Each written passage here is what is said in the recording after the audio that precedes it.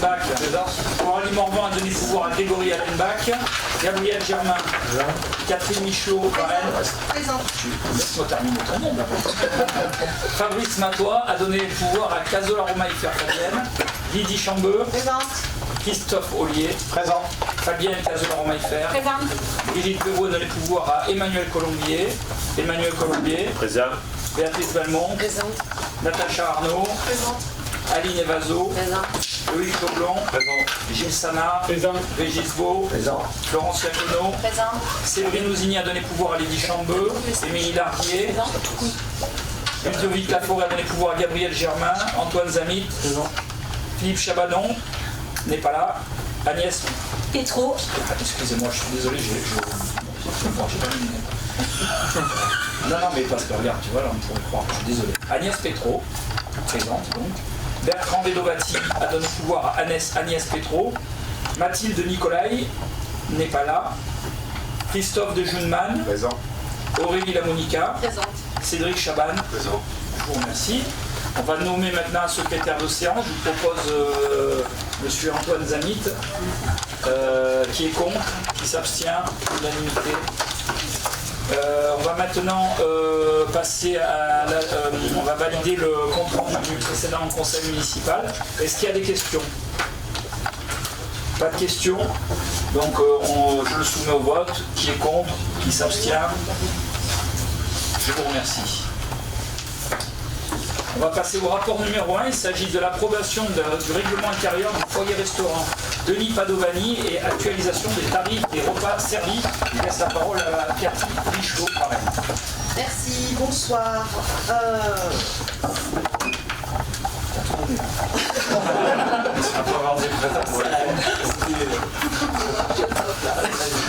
Alors, vu la délibération qui porte l'actualisation de la tarification des repas qui sont servis au foyer du 3e âge et des repas qui sont portés à domicile en date du 2 mars 2019 et vu la délibération du 27 septembre 2018 qui porte également sur la tarification des repas au restaurant foyer de Padovani pour les agents de la collectivité de Velot.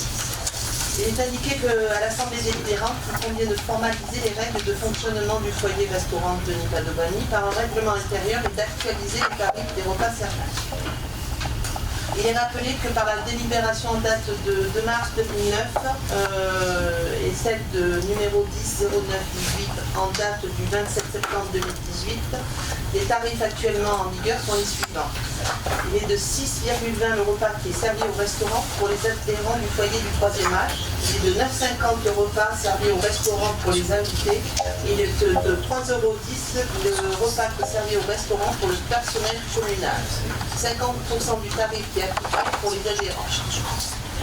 Il est proposé ce soir à l'Assemblée délibérante d'approuver le règlement intérieur du foyer Padovani, annexé à la présente convocation et d'actualiser les tarifs des repas comme suit. 7,50 le repas servi au restaurant pour les Veloxiens remplissant les conditions d'accès au restaurant. 10,50 le repas servi au restaurant pour les personnes extérieures à la commune. Et 4,50 € le repas servi au restaurant pour le personnel communal.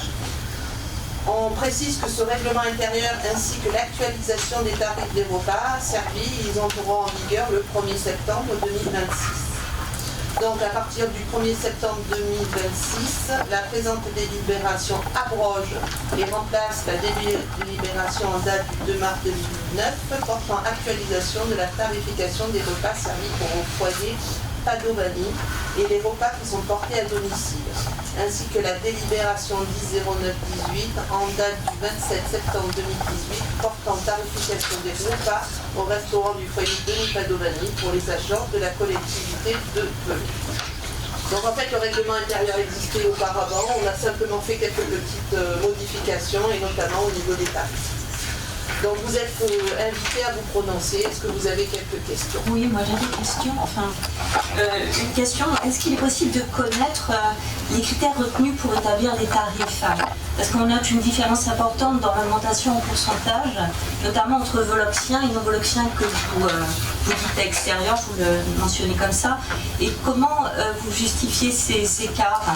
Et pourquoi il n'y a pas un tarif, par exemple, comme dans d'autres endroits, qui est calculé de façon dégressive par rapport aux ressources, par rapport aux conditions de ressources? Alors, il y a plusieurs questions. Ouais, alors, là, quand on fait des comptes par rapport aux conditions de ressources, c'est qu'on a l'aide de la CAF. D'accord. Donc là, on n'aura pas l'aide de la CAF. Donc déjà, oui, question familiale. Ensuite, en fait, ce sont des tarifs qui étaient déjà bien avant, qui étaient déjà, nous, on l'avait augmenté de 6,20, 9,50 et 3,10, comme on vous a dit, en 2018. Et là, on les a augmentés, je dirais que de 1 euro ou 1,30 €.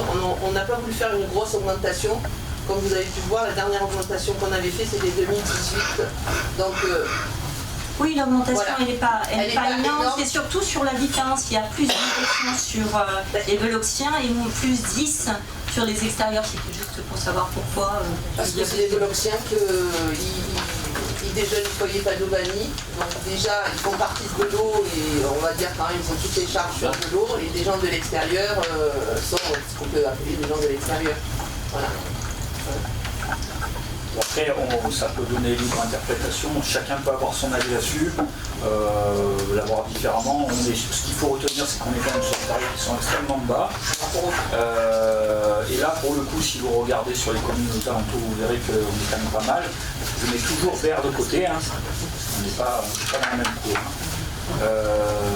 Et après, oui, bien sûr, on est obligé quand même de monter un peu les tarifs pour être quand même en phase avec le coût des aliments et en sachant, je répète quand même qu'on est quand même sur les cuisines, à l'instar des écoles qui sont avec de la cuisine en direct, avec des produits locaux, donc on est quand même sur de la qualité. Et pour avoir de la qualité, il faut payer quand même les aliments et nos agriculteurs, surtout en plus qui sont ici. Donc on essaie de s'aligner pour éviter d'être non plus en décalage avec les réalités économiques de la ville. Après, ce que je tiens quand même à dire, il n'y a certes pas de quotient familial sur celui-là, mais par contre, on a quand même la possibilité avec le centre d'action sociale, quand il y a des problématiques de paiement, des choses comme ça, de pouvoir agir pour faciliter quand même l'accès à l'alimentation pour des Veloxiens qui feraient des moments très compliqués ou qui ne pourraient pas y accéder. Mais encore une fois, moi je préfère qu'on aide des cas à part pour pouvoir accéder à quelque chose plutôt que de faire une règle pour tout le monde qui va être vers le bas et qui finalement ne sera pas logique, quoi. Oui, mais on est tout à fait d'accord sur le fait que c'est pas cher, mais c'était juste sur les pourcentages, le fait qu'il y ait une augmentation plus importante que sur les... Non, on a vraiment essayé d'augmenter que de 1 euro. 1 euro ou faire 1,30 € pour arriver aux 50 centimes, parce que c'est vrai que 6,20 € et 3,10 €. Mais même pour les invités, ça augmente d'1 euro. Voilà. C'est pas fou, quoi. On peut pas dire qu'on a puni les invités et les extérieurs, quoi. Non, mais c'est plus cher, effectivement, il y a plus d'augmentation sur les Veloxiens. C'était juste une question différentielle. 1,30 €. 1,30 €, Oui, c'était pour arrondir aux 50 centimes, quoi. D'accord. Comme vous savez, on aime bien les chiffres aux 7, 7,50, 1,50. Bon, écoutez, en plus, je veux dire, on va être clair dessus, on laisse un peu travailler nos services. Ce sont les plus à même pour moi, hein, ça c'est une chose de savoir ce que coûtent les choses et de quelle manière on peut augmenter les tarifs. Si après il y a vraiment quelque chose qui nous paraissait vraiment inconcevable, mais bon, je ne sais pas si ça vous choque, on peut avoir une vision encore une fois différente sur le principe, mais il n'y a rien de choquant, quoi. Je veux dire, voilà. On augmente parce qu'il faut augmenter un petit peu, mais on augmente très peu et on fait en sorte qu'il n'y ait pas trop de disparité en répétant qu'on préfère aider ceux qui sont vraiment embêtés sur des temps donnés à pouvoir accéder quand même à cet endroit-là, mais par le biais de l'action sociale que par le biais du quotient familial qui est un peu plus compliqué à mettre en œuvre dans l'alimentation au niveau des Padovani et du reste, quoi, que dans l'éducation. Ok. Il y a d'autres questions? On passe au vote. Qui est contre? Qui s'abstient? Je vous remercie pour cette unanimité.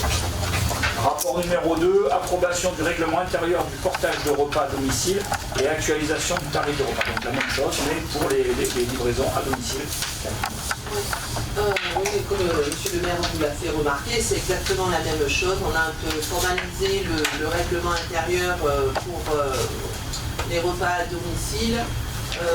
Et on a comme vous avez pu le voir aussi, augmenté. Avant, le repas il était à 8,50. Il faut savoir que le repas, c'est un repas midi, plus il y a le repas du soir à domicile.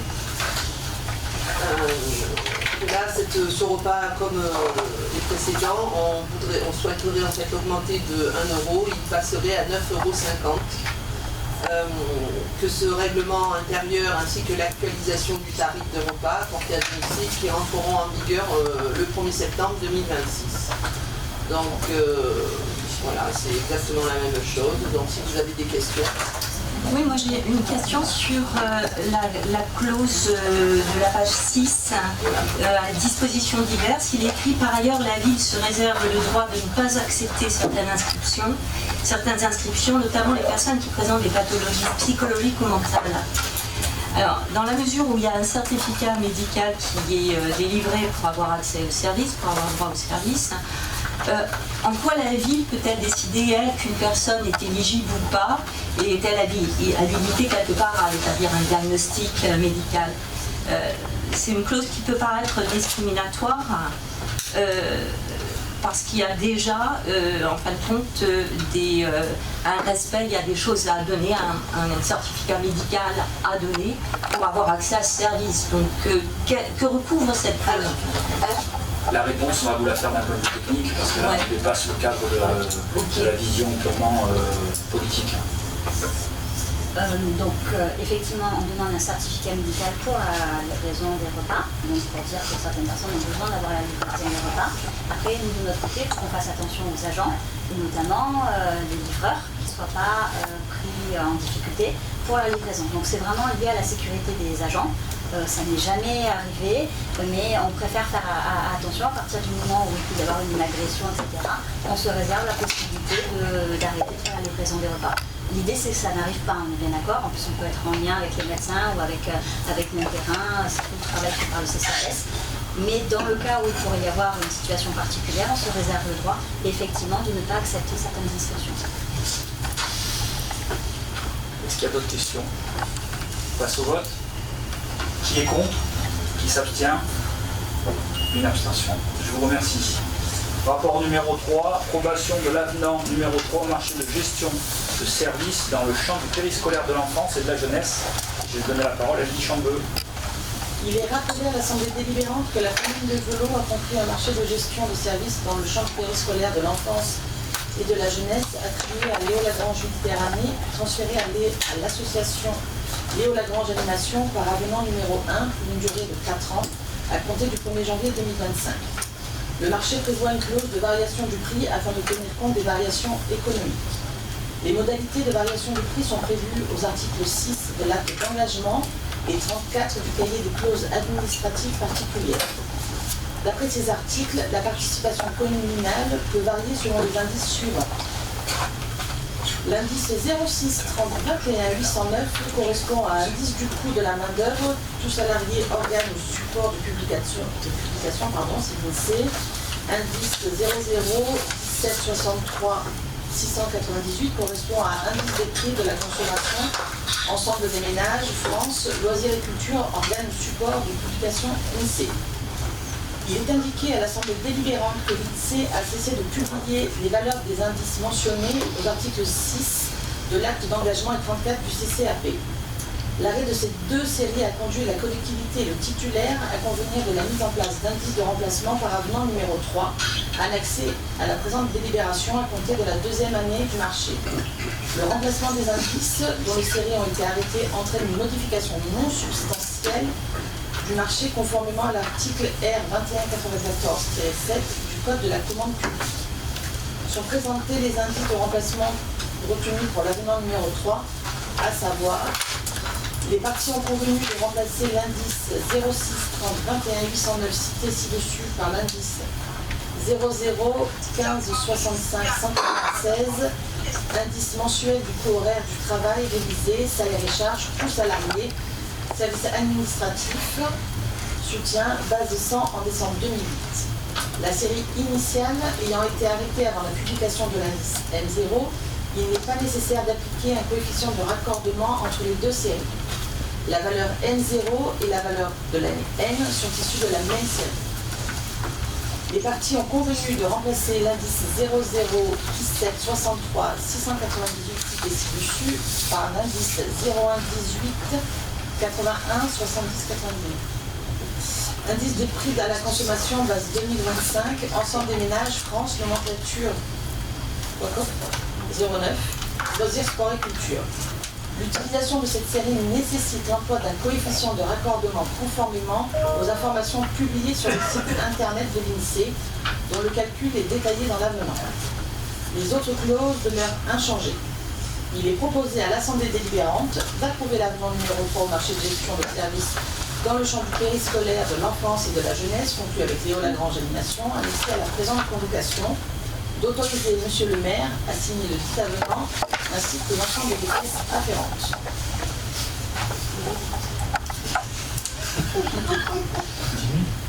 C'est un changement d'indice. Voilà, l'indice est tout bon et pour être en lien, on fait une approbation de l'avenant pour avoir un nouvel indice pour calculer ces prix. Il n'y a rien de vraiment révolutionnaire. S'il n'y a pas de questions, on va passer au vote. Qui est contre? Qui s'abstient? Merci. Rapport numéro 4, approbation de l'avenant numéro 4 au marché de gestion du service dans le champ du périscolaire de l'enfance et de la jeunesse. Lydie. Il est rappelé à l'Assemblée délibérante que la commune de Voulon a conclu un marché de gestion service dans le champ du périscolaire de l'enfance et de la jeunesse avec Léo Lagrange. Le service prévoit à l'article 6 du cahier des charges techniques particulières l'organisation de 2 séjours avec hébergement par an, à raison d'un séjour de 5 jours avec hébergement lors d'une période de petites vacances scolaires et un séjour de 5 jours avec hébergement lors des grandes vacances d'été. La mémoire thermique du titulaire prévoit 2 séjours par an, groupe de 12 à 18 enfants. Après une analyse de la demande des familles compte tenu des éléments ci-dessous, les parties ont convenu de regrouper les 2 séjours en un séjour unique de 30 enfants, pouvant être exceptionnellement jusqu'à 45 enfants. En effet, compte tenu de la forte demande observée, de l'existence d'une liste d'attente de 15 enfants, de la capacité du titulaire à organiser le séjour dans des conditions conformes, encadrement, sécurité, projet pédagogique, le titulaire s'engage à respecter l'ensemble de la réglementation des accueils collectifs des mineurs en vigueur, adapter les moyens humains aux effectifs accueillis, garantir la qualité éducative et pédagogique du séjour, maintenir les conditions de sécurité conformes aux obligations réglementaires. Le titulaire indique avoir la capacité de prendre en charge financièrement l'accueil des enfants supplémentaires sans révision des conditions financières du marché. En conséquence, l'avenant est sans incidence financière pour la collectivité. Ces modifications permises conformes à l'article R2194-7 Code de la commande publique, celles-ci n'étant pas substantielles. Les conditions initiales de mise en concurrence ne sont pas remises en cause par cette modification puisque finalement le nombre d'enfants qui pourra bénéficier d'un séjour est supérieur. L'équilibre économique n'est pas modifié en faveur du titulaire dans la mesure où il n'y a pas d'incidence financière. L'objet du marché demeure inchangé. Les autres clauses demeurent inchangées. Il est proposé à l'Assemblée délibérante d'approuver l'avenant numéro 4 au marché de gestion de services dans le champ du périscolaire, l'enfance et la jeunesse, conclu avec Léo Lagrange, annexé à la présente convocation, d'autoriser M. le maire à signer le dit avenant, ainsi que l'ensemble des pièces afférentes. Pardon. En fait, avant, il y avait un séjour en été et un séjour, si je ne me trompe pas, en octobre, pendant les vacances de la Toussaint. Et la Toussaint n'était pas forcément un des séjours le plus attendu par les enfants et les familles. Et là, ils se sont rendus compte qu'il y avait énormément d'enfants qui étaient inscrits en liste d'attente pour le séjour de cet été. Donc on avait déjà prévu un peu plus de monde que d'habitude. Et là, ils nous ont dit, est-ce qu'on peut passer à 45 enfants au lieu de 30 parce que, en fait, ça nous ferait éliminer toute la liste d'attente, en fait. Donc tous les gamins qui voulaient y partir, eh ben, peuvent partir. Vous avez des questions? Ce que je vous avais dit quand on avait parlé là, sur le lancement de l'espace jeune, de dire que comme c'était nouveau et qu'il y avait quand même pas mal de choses, ils n'avaient pas eu le temps de préinscrire le nombre de personnes sur les séjours et que pour l'instant il n'y en avait qu'un. Et donc comme il y a une grosse demande pour ce séjour, on a augmenté la capacité et déduit sur l'autre, c'est ça? Et d'un côté pour augmenter l'autre. En imaginant qu'après, dans le temps, ça va se régulariser, on pourra faire plus d'opérations sans avoir à faire ce genre de manœuvre. Est-ce qu'il y a d'autres questions? S'il n'y a pas d'autres questions, on va passer au vote. Qui est contre? Qui s'abstient? Unanimité, je vous remercie pour le rapport numéro 4. Rapport numéro 5, il s'agit de l'approbation de l'avenant numéro 5 au contrat de délégation de service public pour l'accueil de la petite enfance en établissement multi-accueil. C'est ça, Alors je vais faire en version réduite. C'est la même chose que le numéro 1, sauf que pour Athéo Lagrange, c'est la mutualité française. C'est pareil que donc le point, le numéro 3. Les indices de révision des prix prévus initialement dans le marché n'existent plus. Donc il faut donc déterminer des nouveaux indices de révision. Donc c'est pour ça qu'on a choisi de nouveaux indices. Donc sont présentées les modifications apportées au contrat par l'avenant numéro 5, à savoir, les parties ont convenu de remplacer l'indice des prix à la consommation base 2015, cité ci-dessus, par l'indice des prix à la consommation base 2025, ensemble des ménages France, ensemble hors tabac identifiant 01 18 14 056. L'utilisation de cette série nécessite l'emploi d'un coefficient de raccordement conformément aux informations publiées sur Internet de l'INSEE, dont le calcul est détaillé sur la demande. La clause butoir de l'article 56 rédige ainsi: les prix applicables seront alors les prix en cours, augmentés du plafond susvisé, si la révision du PCN+1 conduit à un montant inférieur à la période en cours, PCN, il sera gardé le PCN. Les autres clauses demeurent inchangées. Il est proposé à l'Assemblée délibérante d'approuver l'avenant numéro 5 au contrat de délégation de service conclu avec la mutualité française, annexé à la présente convocation, d'autoriser M. le maire à signer le dit avenant, ainsi que l'ensemble des pièces afférentes. Est-ce qu'il y a des questions? Vous avez une idée de l'impact financier que ça représente? C'est l'impact, il est du même acabit que quand on a le vieillissement comment c'est, le GVT, hein, c'est ça. Donc c'est des choses qui sont inhérentes à l'indice, à l'augmentation, et on prend compte de ça. L'idée exacte du différentiel, c'est pas des sommes énormes non plus, mais c'est des sommes qui sont totalement absorbées par le fonctionnement et le budget de ville, comme pour les masses salariales et les ressources humaines, quoi. On a une évolution constante. Vraiment, l'outil de calcul n'était pas le bon, quoi. Voilà. Vous dire aujourd'hui l'impact exact, on pourra vous faire, on vous le fera en fin d'exercice, mais ce n'est pas des choses qui ont un impact fort sur l'équilibre financier de la ville, quoi. Et bien entendu, c'est des choses qui apparaîtront en fin d'exercice, puisque tout est comptabilisé. On passe au vote. Qui est contre? Qui s'abstient? Je vous remercie. Rapport numéro 6, attribution du marché pour l'entretien des espaces verts, propreté et maintenance des réseaux d'arrosage. Je laisse la parole à Madame Fabienne Cazola-Romain-Fer. Alors il s'agit du renouvellement de l'ancien marché qui arrive à échéance le 10 juillet. Ça comprend 3 lots. Le lot 1, c'est l'entretien des espaces verts, propreté et maintenance des réseaux d'arrosage sur voirie. Le lot 2, c'est le désherbage, la propreté sur voirie et espaces d'accompagnement en lotissement.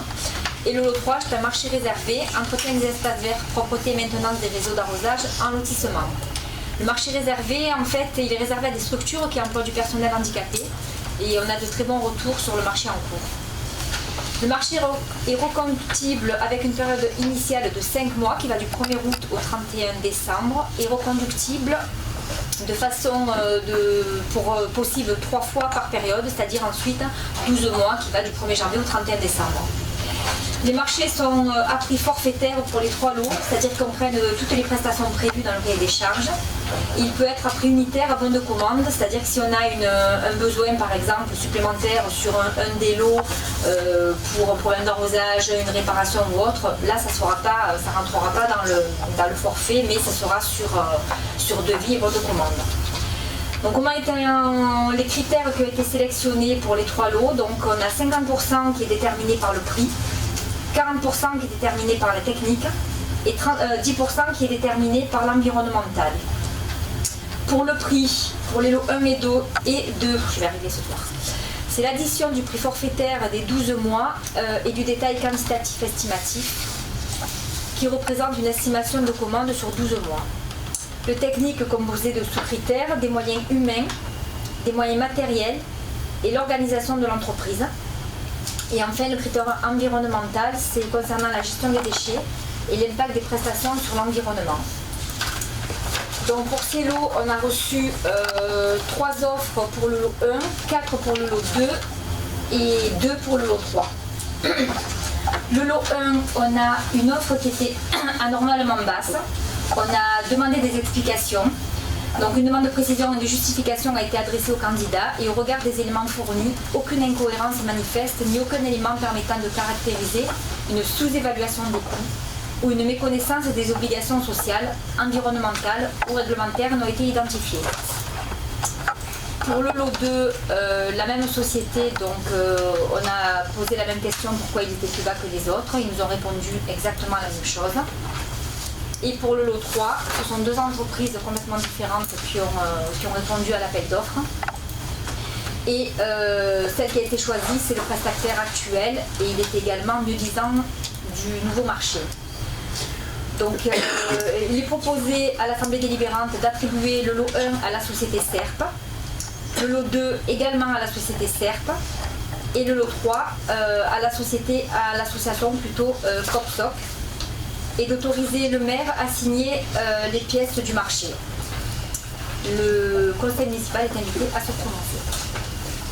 Moi j'ai une question sur la localisation des entreprises associées. Où ces entreprises sont... Alors, elles ne sont pas forcément locales, parce qu'on a absolument interdiction de rejeter une entreprise parce qu'elle ne fait pas partie du territoire. Ce serait discriminatoire.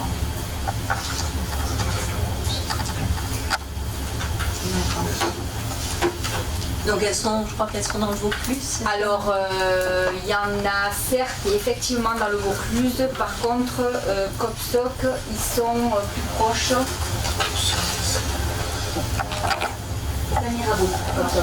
Oui, d'accord. Voilà. Mais c'est vrai que c'est en commission, c'est la question qu'on a posée et on nous a répondu que ce serait discriminatoire de refuser des entreprises sous prétexte qu'elles ne sont pas géolocalisées proches des prestations. Ouais. Malgré l'impact environnemental que peut-être que ce soit loin. D'accord. Et pour vous dire, vous l'avez sous les yeux, mais au niveau des marchés, on a la société retenue, certes pour le lot 1, qui est quand même à 62 000 €, alors que les 2 autres étaient à 102 000 et 151 000. Même si elles viennent de loin, à un moment donné... Pardon, en fait, juste une question parce qu'il y a eu la commission, hein, c'est ça, si j'ai bien compris, il y a une quinzaine de jours, une dizaine de jours. Vous n'avez pas du coup manifestement remarqué de problématique sur cette société SERP, c'est juste étonnant, tant mieux à la limite qu'elle ait un prix qui soit cohérent. Hein. Vous n'avez pas remarqué de problématique particulière alors que finalement c'est elle qui va plus loin en plus. En fait, il nous a expliqué que... Théoriquement, on pourrait penser qu'il y a un coût de fonctionnement peut-être plus important, ne serait-ce que par l'impact de l'utilisation sur le financement. Et pour autant, alors est-ce que c'est pas finalement les autres qui étaient anormalement hautes? C'est une très grosse entreprise, hein. Ils sont beaucoup plus gros que les autres. Peut-être qu'ils ont un amortissement, une force de frappe plus importante, avec des coûts mesurés vu le nombre qu'ils ont d'emplois de contrats. Et je pense que c'est une grosse boîte qui peut se permettre de serrer un peu les offres. Et c'est vrai que justement, la question est posée, c'est vrai qu'ils répondaient à toutes les demandes et il n'y avait pas... De toute façon, s'il y en avait un, je pense qu'il pourrait y avoir un recours et que les autres s'en délivreraient pas. Je pense que peut-être oui, peut-être que les autres sont anormalement hauts et la vérité. En tout cas, nous, c'est quand même encore une fois basé sur le travail d'analyse de nos services qui en plus les connaissent bien pour avoir travaillé ou avec eux dans d'autres communes ou avec ceux qui ont travaillé avec nous déjà auparavant. Donc voilà, c'était un marché qui était ouvert, il y avait quelqu'un de l'équipe du groupe qui était présent et qui s'est lui abstenu. Quand on a demandé l'avis de tout le monde, il s'est abstenu dessus parce qu'il aurait sûrement aimé avoir plus d'informations et on ne peut pas donner plus d'informations que celles qu'on a. Donc voilà, c'est comme ça que c'est. Dans tous les cas, vous avez eu le bon réflexe de demander des prestations par rapport à... Oui, obligation effectivement pour pas qu'on nous reproche. C'est les services qui l'ont fait, c'est pas nous qui les avons demandé, c'est eux qui font ce travail préalable. Très bien. Est-ce qu'il y a d'autres questions? S'il n'y a pas d'autres questions, on va passer au vote. Qui est contre? Qui s'abstient? Merci. Donc c'est le rapport est adopté. Merci. Rapport numéro 7, cession amiable sous conditions suspensives et déclassement d'une partie de la parcelle BH numéro 93 appartenant au domaine public communal 6 impasse des Lauriers pour une modification de la délibération numéro 251 DCM06 du 16 janvier 2025. Donc là, il s'agit, il est rappelé à l'Assemblée délibérante que la commune est propriétaire d'un terrain cadastré, section BH numéro 93, d'une superficie totale de 1227 m² qui appartient au domaine public communal et qui est situé aux abords du cimetière, le cimetière Le Haut, l'impasse des Lauriers. Donc la petite impasse qui est juste sur la gauche du cimetière. Il est rappelé à l'Assemblée, non ça je l'ai déjà dit. Donc un chemin d'accès se situe sur ce terrain qui dessert les propriétés cadastrées section BH numéro 28 et numéro 24. Il est rappelé que la commune souhaitait vendre une partie du terrain afin de créer un lot, plusieurs lots à bâtir d'une superficie de 936 m². En effet, les services des 2 agences immobilières ont été requis pour la mise en vente de ce terrain. 2 acquéreurs potentiels ont déposé leurs offres d'achat. Après analyse des candidatures, la commune a accepté l'offre d'achat du 29 novembre 2024 de la société funéraille européenne représentée par M. Nocera Daniel, les pompes funèbres qui sont à la place Caire au village. Cette offre donc s'intègre le mieux dans le site en ce qu'elle correspond à un projet en lien avec l'activité du cimetière municipal qui est continu. Préalablement à la signature de l'acte de vente, la commune a procédé à la division de la parcelle BH numéro 93. Il est indiqué à l'Assemblée délibérante que la pente qui constitue le futur chemin d'accès au terrain existant précédemment desservi doit être obligatoirement égale ou inférieure à 15% donc de pente. Et c'est pour cette raison qu'on ne pouvait pas exploiter la totalité du terrain, ce qui a obligé à redécouper donc, le terrain pour la partie exploitable et qu'il a un petit peu réduite. Cette offre, donc il y a un lien, ça c'est bon, ça on l'a dit. Le nouveau projet de division a donc dû être établi par un géomètre expert et ce nouveau projet crée 3 lots, dont 2 lots à bâtir. Le lot 3 d'une superficie de 528 m² constituera la nouvelle emprise du chemin d'accès, voirie et ses accessoires, et qui restera dans le domaine public communal. La commune, par délibération du conseil municipal du 21 février 2024, a décidé la mise en enquête publique préalable au déclassement d'une partie de la parcelle BH 93 afin de la vendre conformément à l'article L141.3 du Code de la voirie routière. Monsieur Luc Castigli, géomètre expert honoraire, a été désigné en qualité de commissaire enquêteur chargé de diligenter cette enquête suivant un arrêté municipal. L'enquête publique s'est déroulée en mairie le lundi 17 juin 2024 au lundi 1er juillet 2024 inclus. Le commissaire enquêteur a rendu son rapport et ses conclusions en date du 4 juillet 2024 et a émis un avis favorable à la proposition qui est, à la suite du nouveau découpage, la société funéraille européenne a donc déposé une nouvelle offre d'achat en date du 16 juin 2026. Il s'agit du lot numéro 1 d'une superficie de 500 m² au prix de 255 000 € net vendeur, en sus les honoraires d'agence d'un montant de 10 000 € TTC à la charge de l'acquéreur. La commune a accepté cette nouvelle offre d'achat de la société funéraille européenne représentée par M. Nocera Daniel au prix du service des domaines assorti d'une marge d'appréciation de 10% du 9 mars 2026. Les contenances énoncées ci-dessus seront précisées sur la base d'un document d'arpentage réalisé par le géomètre. Cette proposition d'achat prévoit dans le respect des règles du plan local d'urbanisme en vigueur et sous la condition suspensive d'obtention d'un permis de construire, purgé de tout recours et d'un crédit immobilier, la création d'une maison funéraire comprenant 4 salons. Il est proposé à l'Assemblée délibérante d'autoriser la vente de ce bien à la société funéraille européenne représentée par M. Nocera Daniel ou toute société qui se substituera dans laquelle l'acquéreur sera le gérant, selon les conditions précitées et d'ainsi modifier sa décision prise par délibération numéro 251 DC M06 en date du 16 janvier 2025. Cette cession sera précédée de la signature d'une promesse de vente avec le futur acquéreur et que l'ensemble des frais relatifs à la vente sera pris en charge par l'acquéreur. Le conseil municipal est invité à prononcer la désaffection, le déclassement d'une partie de la parcelle BH numéro 93 à l'impasse des Lauriers, son intégration dans le domaine privé communal, de se prononcer favorablement sur cette cession selon les conditions ci-dessus précitées, et notamment les charges et conditions qui ont été négociées par la commune, Autoriser monsieur le maire à signer la promesse de vente sous conditions habituelles de droit en pareille matière, notamment l'obtention d'un financement bancaire et une autorisation d'urbanisme purgée de tout recours. Autoriser monsieur le maire à signer l'acte de vente correspondant et tout document se rapportant à ce dossier et autoriser enfin toute création de services nécessaires à ces deux actes. Est-ce qu'il y a des questions? Voilà, il s'agit d'un bout de terrain communal avec l'opportunité, on parle d'opportunité, d'avoir quelqu'un qui nous demande de faire une activité dont on a bien besoin sur Velo qui n'existe pas, d'une entreprise qui est déjà implantée sur Velo et sur un lieu qui est contigu au cimetière qui travaille dessus. Donc ça paraît logique en respectant toutes les règles qui sont inhérentes à ce genre de cession, de se dire que c'est une bonne affaire à la fois pour la ville, pour l'entreprise, et puis finalement pour les administrés aussi. Donc s'il n'y a pas de questions particulières, on va passer au vote.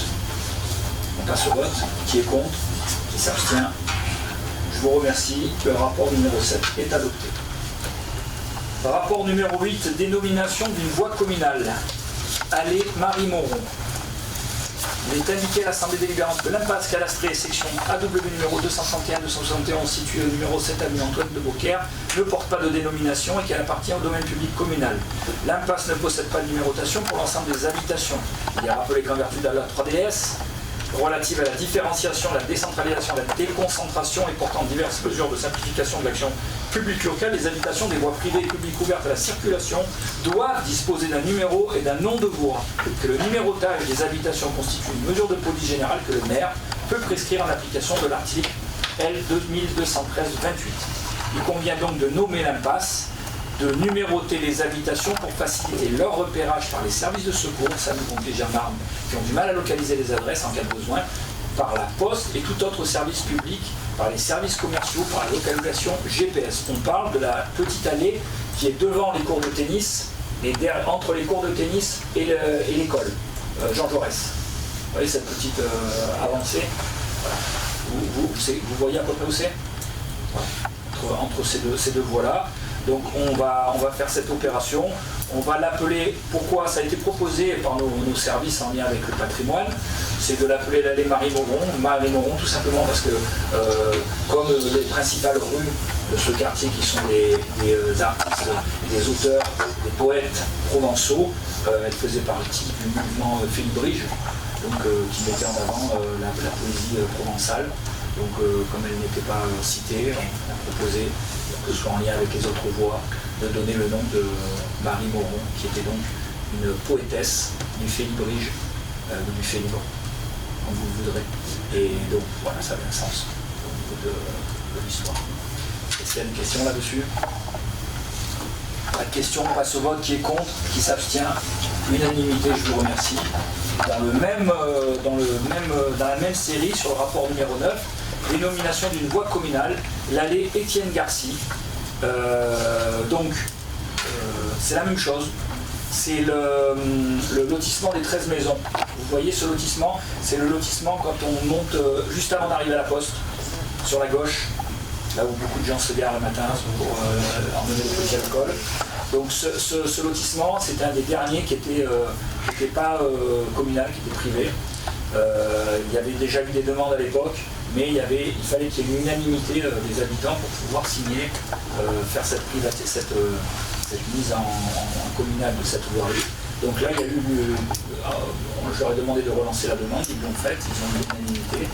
Et l'idée, si vous voulez, c'était de mettre à l'honneur un maire de Velo, qui était le maire qui est resté un mandat juste avant Jean-Pierre Magie. Et c'était regrettable parce qu'il n'y avait aucune rue, aucun nom qui a été donné sur Velo de ce maire, qui a été un maire très apprécié, que je n'ai pas connu, mais qui est quand même issu d'une famille très connue de Velo, la famille Garcy. Et je trouve que c'était normal de rendre un peu hommage à ce maire qui n'avait pas été finalement assez reconnu, de mon point de vue. La petite histoire, c'est que le lotissement des 13 maisons, il était à l'initiative de ce projet-là, et je pense même qu'il habitait sur le lotissement des 13 maisons. Et sa fille habite toujours. Donc l'idée, c'est de rendre hommage à cette famille, à cette famille et de l'appeler l'allée Étienne Garcy. Voilà. Il y aura probablement un petit moment protocolaire avec la famille. On ne va pas faire Il s'agit juste de redonner un nom, hein, on ne va pas refaire la rue pour l'instant, mais sur un petit moment, un vrai moment avec eux pour le mettre en valeur. Est-ce qu'il y a des questions là-dessus? Voilà. Ben, si vous voulez bien, on va passer au vote. Qui est contre? Qui s'abstient? Unanimité, je vous remercie. Le rapport numéro 10, ce sont des décisions du maire. Donc il s'agit de décisions en matière d'urbanisme. Les deux premières décisions concernent la désignation d'un avocat pour représenter la commune dans 2 contentieux d'urbanisme relatifs à des requêtes en annulation à l'encontre de l'arrêté octroyant le permis de construire pour le projet des Esprados. Voilà. Donc là, je vais être très clair. Aujourd'hui, certains se font fort d'essayer de ralentir au maximum ce projet pour des raisons qui leur appartiennent. Là, il y a une réalité qui en découle, c'est que la ville perd énormément d'argent sous la forme des pénalités. Je rappelle, sur 3 ans, quasiment 300 à 400 000 euros sur 3 ans, plus le manque à gagner de la vente de ces terrains qui est à peu près de 1,5 million. Vous faites le calcul. Aujourd'hui, la ville est impactée financièrement par ce blocage. Donc nous réservons le droit, au titre de la défense de tous les citoyens de l'eau et de leur budget, de se défendre et de pouvoir, à un moment donné, peut-être demander par les lois pénales des dédommagements et intérêts pour l'argent qui est perdu par la ville, tout le temps que cette procédure a lieu, puisque, pour rappel, la dernière procédure, le dernier appel qui vient d'être fait, va reporter encore de 18 mois ce projet. Voilà, c'est une problématique pour notre commune au niveau financier et au niveau de nos projets aussi. Et donc nous allons nous défendre avec un avocat de la même manière que le promoteur va le faire aussi de son côté. C'est ça. On retrouve ensuite une convention d'occupation précaire du logement situé dans le complexe sportif Albert Camus, avenue Jules Andreau, pour 1 an. Alors là, il s'agit donc de là où il y a le terrain de foot. Cet appartement, ce petit appartement qui est au-dessus des douches. Je dis ça parce qu'on m'a dit ça vaut le coup, il est au-dessus des douches et des vestiaires, et il était loué au responsable responsable sportif du club pour une somme qui est de 650 € par mois. Il est parti, le nouveau responsable a fait la demande de pouvoir intégrer ce lieu-là, donc on refait la convention à la personne qui a la même fonction que l'ancien, au même tarif que l'ancien, ce qui paraît être le plus logique. Donc cette convention, elle prendra acte, je pense, assez rapidement. Voilà. Est-ce qu'il y a des questions là-dessus? Il peut poser des questions, même si c'est pas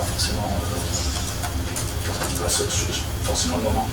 Voilà, la décision suivante concerne une décision de non-opposition à la déclaration préalable de travaux relative à l'installation de garde-corps sur les terrasses de la tour musée. Donc là, c'est pour des principes de PMR, de handicap. On va faire en sorte de régler tous ces problèmes-là, notamment sur ces terrasses de la tour musée. D'ailleurs, je félicite les services de la ville, puisque ça avait été posé en question. Il y a une rampe qui a été mise là sur la descente d'escalier en face de l'église, qui est magnifique. J'ai vu qu'il y avait déjà des personnes de la ville qui étaient très satisfaites de pouvoir se tenir à la rampe pour descendre cet escalier. J'avais un peu peur au début, mais c'est très joli en fait. Voilà. Ensuite, en ce qui concerne la culture, la décision concerne une convention de mise à disposition de locaux, de biens municipaux pour 2 associations, les Voix de la Colline et Marché Bouger, dans le cadre des festivités d'été 2026, mise à disposition du bar de Nova. Donc là, il s'agit les soirées, comme il y a déjà eu ce week-end, cinéma aux 4 tours. Et il y a le petit chalet là, on a acheté. Donc c'est une mise à disposition d'associations pour qu'ils tiennent le bar lors de ces soirées-là, pour les soirées cinéma en plein air. Voilà. En niveau du secrétariat général, on retrouve ensuite une décision qui concerne la modification de la régie d'avance de l'espace Nova Velo, qui devient la régie d'avance du service jeunesse de l'espace Nova Velo. Avec cette modification, la régie pour régler les dépenses nécessaires au fonctionnement du service jeunesse. Donc on aurait bien pu faire une régie pour le nouveau service jeunesse qu'on a mis en place récemment, mais la régie ne nous autorise pas à en créer une autre. Donc on va se servir de celle qui existe avec l'espace Nova pour y intégrer celle de l'espace jeune. Ouais, c'est technique et on n'avait pas le choix. On ne pouvait pas en créer une part. En ce qui concerne la transition, la décision suivante concerne la demande d'une subvention au Conseil départemental 13 pour l'acquisition du moulin d'olivier dans le cadre de l'aide à la préservation et à la valorisation foncière en zone naturelle ou agricole 2026. Et là, dans un premier temps, il y a une première aide de 90 000 € sollicitée, en sachant qu'on est déjà en train de monter des dossiers pour avoir des aides encore plus importantes pour pouvoir... Donc, effectivement, dans cette décision-là, en vérité, il y a aussi une information qui est très importante pour tout le monde. Pour certains, vous n'êtes pas sans savoir, et pour les autres, vous découvrez que le moulin d'Aulniers, qui est quand même un patrimoine de la ville de Velot, pour des raisons qui leur sont personnelles, a été mis aux enchères. Il y a un mois de ça, c'est à peu près ça. Et que sur les enchères, il y avait des offres qui, pour nous, la ville, ne correspondaient pas à ce que devait être et devait rester le moulin à huile d'Aulniers. Donc pour nous, c'était très important qu'on puisse trouver une solution pour préserver le patrimoine de notre ville. Je trouve que le moulin à huile d'Aulniers, c'est un patrimoine très important et un nom très important de notre ville. Je vous parlais tout à l'heure de l'allée Étienne Garcy, mais le moulin à huile d'Aulniers, c'est pas rien. Donc pour nous, on en a parlé entre nous tous, et pour nous, c'était indispensable de pouvoir se positionner pour faire une préemption avec la SAFER sur cette vente aux enchères, pour pouvoir racheter et récupérer le moulin à huile d'Aulniers.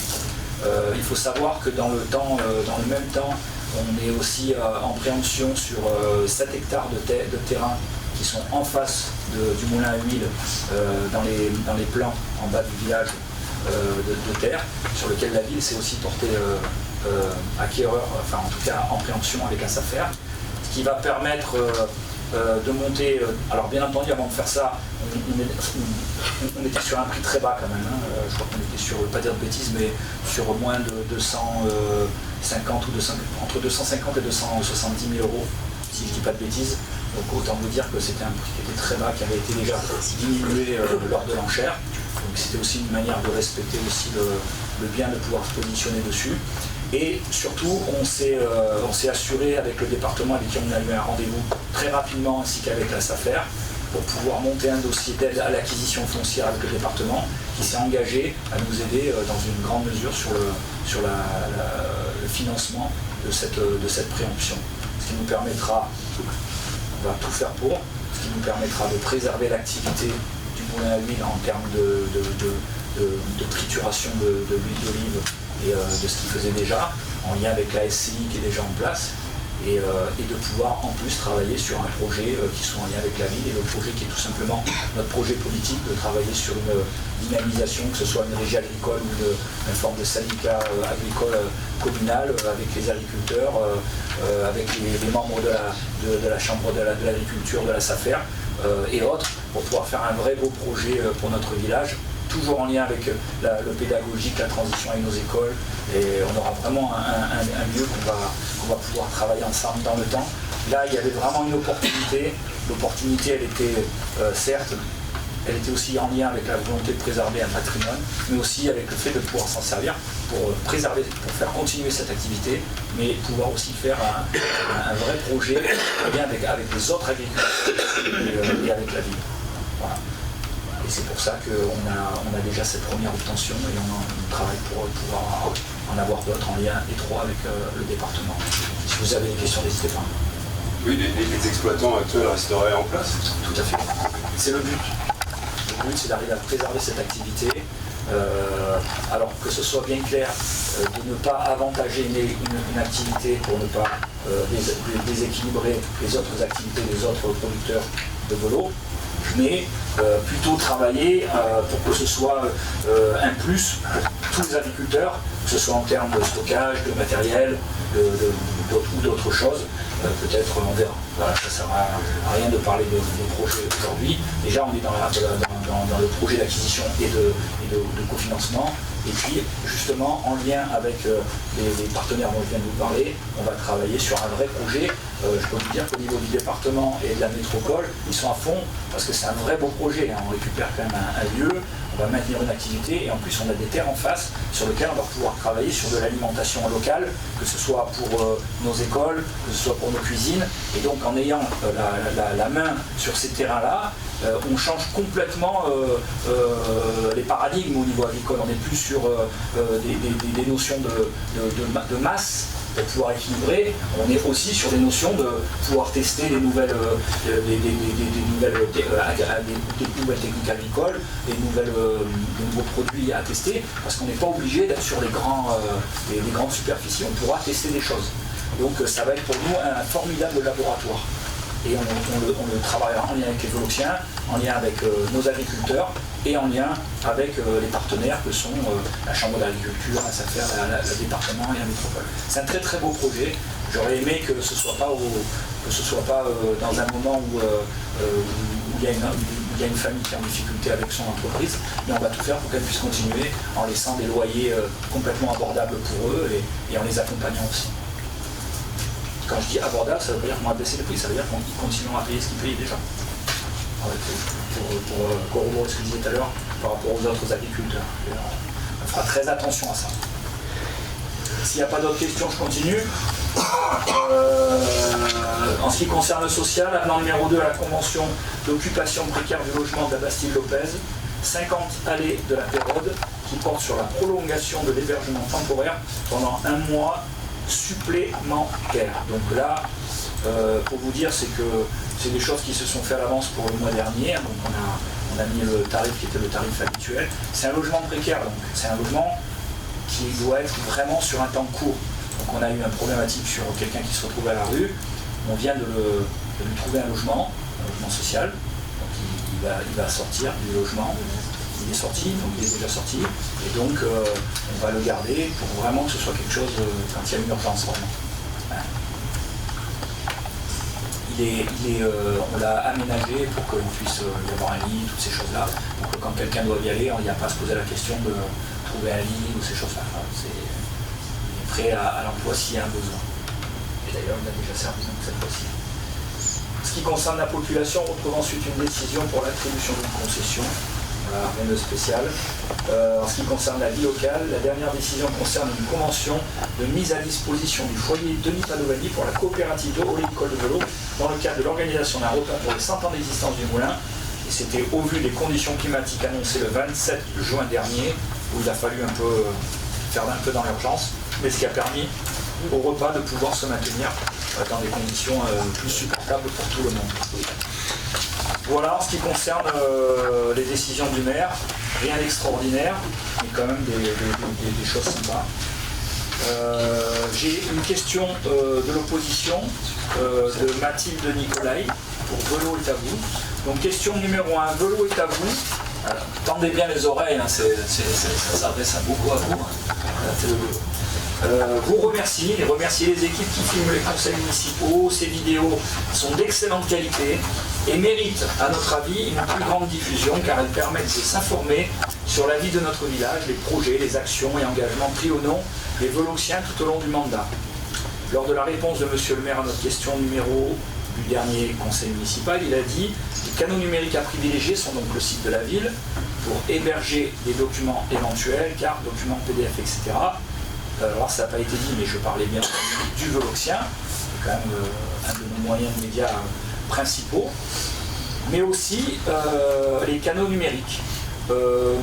Alors je pense avoir parlé des réseaux, les canaux numériques, je ne sais pas si j'ai parlé de Facebook, parce que je ne pense pas que ce soit mon style de parler de Facebook en termes d'outils très constructifs, mais plutôt déconstructifs et destructifs. Pour toucher une plus large audience, 8400 abonnés, là je pense que vous parlez donc de la page de la ville, hein, puisque c'est à peu près le nombre d'abonnés qu'a la page de la ville. Donc vous avez raison, c'est vrai qu'à chaque fin de conseil, comme on a l'approche, je vais en profiter pour le faire à nouveau. On vous remercie pour le fait d'être là bénévolement et de faire en sorte qu'on puisse communiquer sur ce qui est dit lors des conseils municipaux. Donc vous êtes à côté, ouais, ça commence à faire quelques années maintenant, hein, et vous avez monté un paquet d'images. Ça nous permet de mettre rapidement en ligne sur YouTube. YouTube, c'est les réseaux. Les vidéos des conseils municipaux sur la chaîne officielle de la ville de Velo.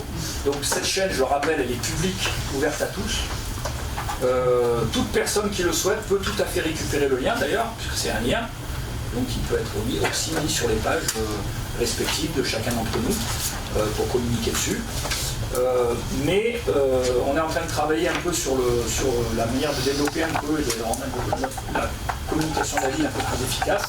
Donc je pense qu'on va commencer à travailler à partir de la rentrée avec les services pour peut-être effectivement non pas poster tous les conseillers, enfin l'entité des conseils municipaux qui l'entièreté. Il y a quand même une certaine entité dans le mec de mauvaise foi. Tu veux. Oui, j'aimerais bien. Non, oui, l'entièreté donc, des conseils municipaux. Et là, par exemple, ça sera coupé, forcément. Je ne laisserai pas l'entité. Donc, l'idée, c'est vraiment de pouvoir récupérer les points importants. Quand je dis les points importants, c'est pas forcément juste les points qui nous intéressent à nous et de ne pas mettre ceux qui ne nous intéressent pas, puisque c'est un lieu public et nous, au contraire, on aime bien les conseils municipaux, ça nous permet de plutôt pouvoir expliquer tout ce qu'on a envie d'expliquer.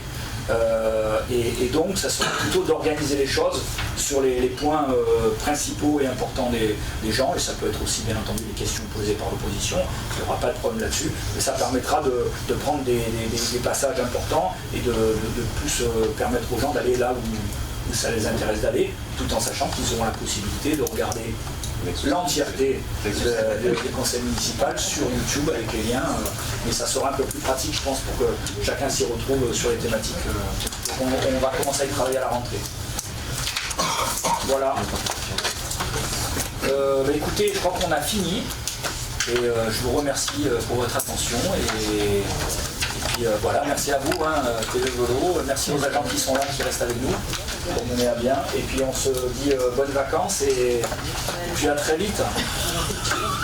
Merci à vous.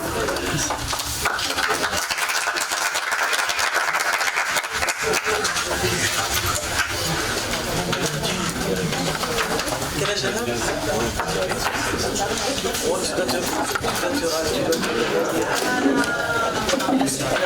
a ?